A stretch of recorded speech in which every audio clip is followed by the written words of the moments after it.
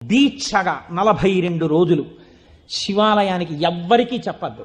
ప్రదోష వేళలో వెళ్ళి శివ ప్రదక్షిణం చేసి మీరు ఏమీ చెప్పకండి. మీరు చెప్పగలిగినంతసేపు శివాలయం అరుగు మీద కూర్చుని శివ శివ శివ శివ శివ శివ ఇదొకటే.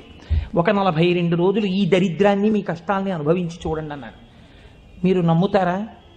ఆ వ్యక్తి నా దగ్గరికి వచ్చి నా జీవితంలో ఆశించని రీతిలో నా జీవితానికి ఒక కొత్త మలుపు తిరిగిందండి, నేను వరంగల్ వెళ్ళిపోతున్నాను, నేను సెటిల్ అయిపోతున్నానని చెప్పాడు. ఆ వ్యక్తే నాకు ఈ మధ్యనే మళ్ళీ ఫోన్ చేసి, కోటేశ్వరారు ఇప్పుడు నేను ఎంత ఆనందంగా ఉన్నానోనండి, ఒక్కసారి మీరేమన్నా వరంగల్ వస్తారేమిటండి ఉపన్యాసాలకి, మీ దర్శనానికి వద్దాం అనుకుంటున్నాను, నేను కూడా కాకినాడ అన్నాడు. అయ్యా మీరు ఎప్పుడైనా కాకినాడ ఇప్పుడు అక్కర్లేదు, ఇప్పుడు తర్వాత వద్దురు కానీ నేను వరంగల్ ఇప్పుడు మాత్రం రావట్లేదు, నేను వరంగల్ వస్తే చెప్తాను, అప్పుడు మీరు నా దగ్గరికి వద్దురు కానీ తప్పకుండా దర్శనానికి అన్నాడు. కళ్యాణి అందులో అంటారే, ఏతి జీవంతిమానందో నరం వర్ష శతాదపి అంటుంది సుందరకాండ. 100 ఏళ్ళు